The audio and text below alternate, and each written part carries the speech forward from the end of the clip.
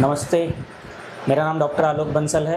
आज हमारे साथ एक हमारे पुराने पेशेंट हैं साइमन जॉर्ज, जिनकी उम्र 30 साल है। उनको काफ़ी सीवियर पैंक्रेटाइटिस था। 1 डेढ़ महीने की कड़ी मेहनत के बाद आज वो इस पैंक्रेटाइटिस की प्रॉब्लम से कम्प्लीटली फ्री हैं। आज हम उनसे एक्सपीरियंस पूछेंगे, फिर मैं आपको बताऊँगा कि हमने क्या-क्या किया। Hi everyone, as sir told, my name is Simon George and I'm 30 years old. मैं जबलपुर का रहने वाला हूँ और 1 डेढ़ महीने पहले I was diagnosed with pancreatitis and I was so dumb, मुझे पता भी नहीं था कि पैनक्रियास का फंक्शन क्या होता है। So basically मुझे बहुत सीवियर पेन हुआ था एक दिन और सडनली हमें किसी हॉस्पिटल में मेरे घर वालों ने मुझे एडमिट किया और 2-3 दिन मैं एडमिट रहा वहाँ पे, बट थोड़ा सा इश्यूज ज़्यादा हो रहे थे, रिकवर नहीं हो रहा था। So my family consulted with my family doctor. उनका नाम डॉक्टर सुरेंद्र पांडे हैं और वो काफ़ी एक्सपीरियंस डॉक्टर है। He has over 50 years of experience और उन्होंने मेडिकल साइंस फील्ड में काफ़ी कंट्रीब्यूशन किया है। सो उन्होंने इमीडिएटली मेरी फैमिली को बोला कि साइमन को तुरंत डिस्चार्ज करा के डॉक्टर आलोक बंसल सर के पास भेजिए। He is the only person who can make him stand. So हमें उन पर बहुत ज़्यादा भरोसा है क्योंकि हम कुछ भी हमारी फैमिली में होता है मेडिकल इशू तो हम उनसे कंसल्ट करते हैं। जब मैं डॉक्टर आलोक बंसल सर से पहली बार मिलने आया था यहाँ क्लिनिक में, so I was not only physically weak, मैं मेंटली भी बहुत वीक था। सर ने मेरा ट्रीटमेंट स्टार्ट किया और सबसे बड़ी बात यह है कि ट्रीटमेंट के साथ सर ने मुझे कॉन्फिडेंस दिया कि मैं रिकवर हो सकता हूँ, because I was in that mindset कि मैं रिकवर नहीं हो पाऊँगा। तो ये चीज़ बहुत बड़ा स्पार्क था मेरी लाइफ का। और उसके बाद सर ने मेरा ट्रीटमेंट स्टार्ट किया। I started eating, I started walking. But फिर एक दिन भयानक सा ही शाम आई, संडे का दिन था वो, और मुझे अचानक से सीवियर पेन हुआ बहुत ज़्यादा। और वो it was very scary moment for us क्योंकि मुझे पता था कि संडे को सर का क्लिनिक बंद होता है and doctors also has a life, क्योंकि उनके पास एक ही दिन होता है, इतने पेशेंट्स होते हैं, दे आर रेगुलर बिजी और उनकी फैमिली लाइफ भी होती है। सो मुझे लकीली 7:30 बजे डॉक्टर सर का नंबर ऑनलाइन मिल गया और सर से मेरी बात हो गई। तो सर सजेस्टेड मी कि मुझे किस हॉस्पिटल में एडमिट होना है और सर ने पूरे टाइम सर उस डॉक्टर के साथ कनेक्टेड रहे जिस हॉस्पिटल में मैं एडमिट हुआ। उनके जो ड्यूटी डॉक्टर्स थे, और सर को मैंने फ़ोन पे बोला था, sir I am not feeling good, can please come and meet me. मतलब मुझे बोलने में बहुत अजीब लग रहा था बिकॉज इतना हेक्टिक शेड्यूल होता है एंड एक सिंगल डे होता है, ऊपर से रात हो गई थी, तो आई was not expecting this. But sir रात को टाइम निकाल के 10:30 बजे मिलने आए थे and that was the turning point of my life. मुझे रियलाइज़ हो गया कि सर मुझे ठीक कर सकते हैं, यहाँ पे मुझे वो ट्रस्ट गेन हो गया था। एंड देन सर ने मेरा ट्रीटमेंट स्टार्ट किया। मैं हॉस्पिटल में एडमिट रहा, काफ़ी मैं डिप्रेस्ड हो गया था क्योंकि ये प्रॉब्लम ऐसी थी कि कभी उल्टी हो रही है, कभी लूज़ मोशन हो रहा है, पानी पी रहे हैं तो बाहर आ जा रहा है। बट सर ने मेरा मोटिवेशन काफ़ी बना के रखा था। दवाइयाँ तो वो दे रहे थे बट उन्होंने मुझे सिखाया कि मुझे विल पावर रखनी है। I need to pray to God and I need to keep faith कि मैं ठीक हो जाऊँगा। ही गेव दिस कॉन्फिडेंस और वो धीरे धीरे मेरे अंदर बिल्टअप होने लग गया। देन सर अब पैनक्रियास का प्रॉब्लम ऐसा था कि कुछ ना कुछ इश्यूज होने लग गए थे। फॉर एग्जांपल जैसे कि मेरे पैनक्रियास से लीकेज हो रहा था, तो फ्लूइड भर रहा था लंग्स में।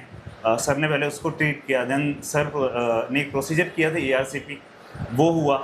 इसके बाद मैं और ज़्यादा वीक फील करने लग गया, डिप्रेस फील करने लग गया। मेरा मन ही नहीं हो रहा था कि मैं हॉस्पिटल के बेड से उठूँ।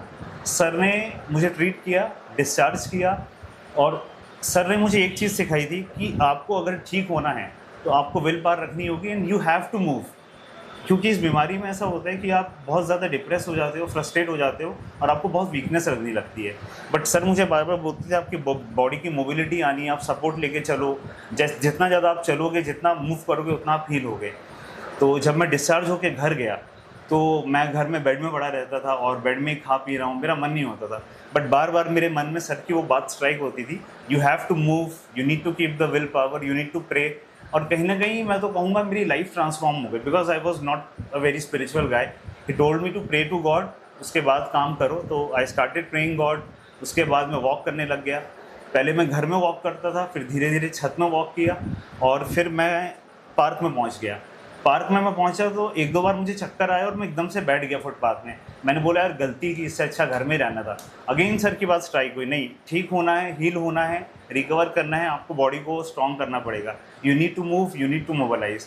तो 2-3 बार ऐसा हुआ और अभी कुछ दिनों से तो नहीं, लगभग 1 महीना हो गया मेरा रूटीन ऐसा है, मैं 1 घंटे वॉक करता हूँ और मुझे पता ही नहीं चला कि मेरी लाइफ कब नॉर्मल हो गई। I am now active in my work also मेरे पेट में जो दर्द था वो कहाँ गायब हो गया मुझे पता नहीं चला। सो ये मेरे लिए रिकवरी नहीं है, ये मेरे लिए मिरेकल है। और मैंने सिर्फ इतना किया कि सर ने जो मुझे मेडिकेशंस दिए वो मैंने फॉलो किया, जो डाइट प्लान सर ने दिया मैंने वो फॉलो किया, और जो चीज़ें उन्होंने मुझे बोली उसको मैंने अपनी लाइफ में इम्प्लीमेंट किया। So I think for every patient who is going through this, ये बहुत टफ है, मैं जानता हूँ क्योंकि मैं ये एक्सपीरियंस कर चुका हूँ, but you need to trust your doctor और आपको वो चीज़ें फॉलो करनी होगी, और and you need to keep the faith. और वो कहते हैं ना कि doctors are next to God, तो ये एक्सपीरियंस मेरे साथ हुआ है। And I am really thankful to you sir, and I will always be grateful for you कि आपने मुझे इस पोजीशन पे लाया कि आज मैं बहुत एक्टिव हूँ, and I am really happy. वो डिप्रेशन की फेज से मैं बाहर निकल चुका हूँ। So thank you so much. तो साइमन जॉर्ज के लिए एक्चुअली जब ये हमारे पास आया था तो एक्यूट पैंक्रेटाइटिस में था। एक्यूट पैंक्रेटाइटिस के 90 to 95% पेशेंट जो है इनिशियल 2-3 दिन के मैनेजमेंट से काफ़ी इम्प्रूव हो जाते हैं, बट इसके केस में ऐसा हो रहा था कि इसको ओवर द टाइम 1 हफ्ते 2 हफ्ते तक पेट में दर्द बना हुआ था, पेट में फुलनेस बनी हुई थी, दर्द कम हो रहा था, बट सिटी में नेक्रोटाइजिंग पैंक्रेटाइटिस आया था, पैंक्रियाज के अराउंड एक कलेक्शन बन गया था। जब ये दोबारा एडमिट हुआ उस समय हमने देखा कि जो कलेक्शन साइज था वो धीरे धीरे इंक्रीज़ हो रहा था। पहले 200 ml का कलेक्शन था around the pancreas, necrotising pancreatitis का जो कलेक्शन 200 ml का था वो बढ़ के 300-350 ml हो गया था। बट ये प्रॉब्लमेटिक नहीं था, प्रॉब्लमेटिक था कि इसको पेट में कोई पानी भरने लगा, तो एक्चुअली ऑक्सीजन की कमी होने लगी थी। हमने चेस्ट एक्सरे कराया तो हमको समझ में आया कि इसके राइट साइड के चेस्ट में भी पानी भरने लगा। जब राइट साइड के चेस्ट में पानी भरने लगता है पैंक्रेटाइटिस के पेशेंट में, it's very alarm sign, it's very rare, बहुत कम पैंक्रेटाइटिस के पेशेंट्स को होता है। पैंक्रेटाइटिस के पेशेंट को जनरली पानी भरता है वो लेफ्ट साइड भरता है, वो बहुत कॉमन है। बट यदि पैंक्रेटाइटिस के पेशेंट को राइट साइड पानी भरने लगे, पेट में पानी भरने लगे, इसका मतलब है कि पैंक्रेटिक डक्ट लीक हो चुका है। Then we have done MRCP, वहाँ पे जो कलेक्शन साइज़ था डेफिनेटली वो इंक्रीज़ हुआ।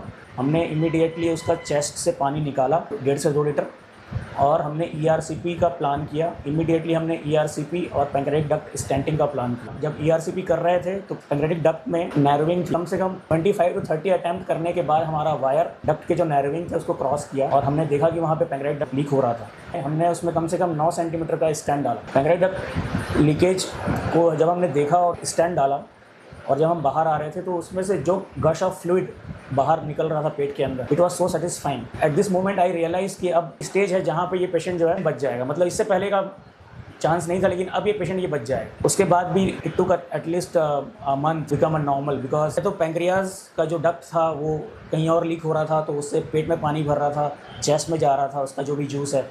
बट जब हमने जूस को हमने पेट के अंदर ड्रेन कर दिया तो पहले तो वो जूस पेट के अंदर आने लगा, तो उससे उसको खाना पीना जो भी खा रहा था वो पचने लगा, लूज़ मोशन जो है धीरे धीरे बंद होने लगे उससे। बट जो कलेक्शन ऑलरेडी बढ़ रहा था एटलीस्ट ठीक होने में 15 से 20 दिन लगा। बट बाय द टाइम पेट में इन्फेक्शन भी हो गया था, तो उसको बार बार फीवर आ रहे थे। फीवर को हमने एंटीबायोटिक से मैनेज किया। ये बहुत इंपॉर्टेंट है कि पैंक्रेटाइटिस के पेशेंट को शुरू के 7 दिन में एंटीबायोटिक नहीं देनी चाहिए। बहुत सारे डॉक्टर्स ये गलती करते हैं कि पेशेंट्स जिस दिन पैंक्रेटाइटिस का आता है उस दिन से ही एंटीबायोटिक स्टार्ट कर देते हैं। पैंक्रेटाइटिस के पेशेंट को एंटीबायोटिक हमेशा 7 दिन के बाद, यदि फीवर आए और इन्वेस्टिगेशन रिपोर्ट्स में आए कि हाँ इन्फेक्शन है, तभी देना चाहिए। और उसके लिए एंटीबायोटिक हमेशा हायर एंटीबायोटिक, पैंक्रियास को पेनिट्रेट कर सके वही एंटीबायोटिक देना चाहिए। सारी एंटीबायोटिक इसमें काम भी नहीं करती। 7 से 8 दिन हमने इसको IV एंटीबायोटिक दिया। डिस्चार्ज हो चुका था, घर पे ही हमने इसको IV एंटीबायोटिक दिलवाया। और जब हमने रिपीट टेस्ट किया और हमको मालूम पड़ा कि इन्फेक्शन इसका पूरी तरह ठीक हो गया, हमने एंटीबायोटिक बंद कर दिया। ओवर द टाइम 15 दिन 20 दिन में जब उसका कलेक्शन साइज़ कम होने लगा, पेट का जो असाइटिस था, पेट का जो पानी भरा हुआ था, लंग्स का जो पानी भरा हुआ था, वो पूरी तरह कम हो गया। 350-400 ml का कलेक्शन बन रहा था नेक्रोटाइजिंग पैंक्रेटाइटिस के कारण, वो ओवर द टाइम हमने जब अल्ट्रासाउंड करवाया उसमें 30-40 ml बचा हुआ था। देन वी रियलाइज़ कि अब पेशेंट की कंडीशन पूरी तरह खतरे से बाहर है। इसको भी अच्छा फील होने लगा था, तो खाना वाना खाने लगा, भूख भी लगने लगी। तो हमने इसको डाइट पहले ही बताया था कि फैट फ्री डाइट पे रहें, हाई प्रोटीन डाइट पे रहें। He has done all the things what I told him to follow, about the diet, about the medication, about the procedure also. ERCP में भी बहुत सारे पेशेंट्स को डर रहता है कि यार क्या प्रोसीजर है ये, और इनकी सिस्टम जब मैंने समझाया कि देखो भैया ये प्रोसीजर करना पड़ेगा, बहुत इमरजेंसी है, उनका यही था कि नहीं आप जितनी जल्दी हो सके प्रोसीजर करो। जो ट्रस्ट था मेरे ऊपर, ट्रस्ट से ही मैंने वो प्रोसीजर तुरंत कर पाया और सक्सेसफुली हो पाया। That's why he is safe now. क्योंकि कई बार क्या होता है कि पेशेंट्स प्रोसीजर करवाने के लिए 4 डॉक्टर का जाते हैं, कंफर्म करते हैं कि सच में प्रोसीजर की ज़रूरत भी है कि नहीं, यहाँ वहाँ, उसमें डिले हो जाता है। जब विंडो क्रॉस हो जाता है तो फिर उस समय प्रोसीजर करने का कोई मतलब नहीं। पहले ही एंटीसिपेट कर लिया था कि ये डक्ट लीक हो रहा है, क्योंकि तभी पानी भर रहा है चेस्ट में, पेट में। लीकेज के लिए स्टेंट डाल दिया और लीकेज पूरा पेट के अंदर खुलने लगा। This is the point where we realise कि अब प्रॉब्ली ओवर द टाइम चीज़ें ठीक हो जाएंगी। हाँ, इमीडिएटली ठीक नहीं होंगी, लेकिन 10 दिन 15 दिन में ठीक हो जाएंगी और वो सेम 10-15 दिन में चीज़ें ठीक होने लगी। पैंक्रियाटाइटिस के पेशेंट्स को हमेशा मैं यही बोलूँगा कि कभी भी सिंपल डॉक्टर्स के पास आप जाते हो पहले प्राइमरी ट्रीटमेंट के लिए, लेकिन हमेशा सुपर स्पेशलिस्ट जो गैस्ट्रोएंटरोलॉजिस्ट होते हैं उनसे ज़रूर मिलिए, क्योंकि कुछ ना कुछ ऐसी चीज़ें होती हैं पैंक्रियाटाइटिस में भी। मानता हूँ मैं 90% पैंक्रियाटाइटिस बॉटल लगाने से, पेन किलर देने से ठीक हो जाते हैं, बट कई बार केसेस जो होते हैं एडवांस ट्रीटमेंट की ज़रूरत पड़ती है, तो उसके लिए आपको गैस्ट्रोएंटरोलॉजिस्ट से मिलना बहुत ज़रूरी है। Thank you.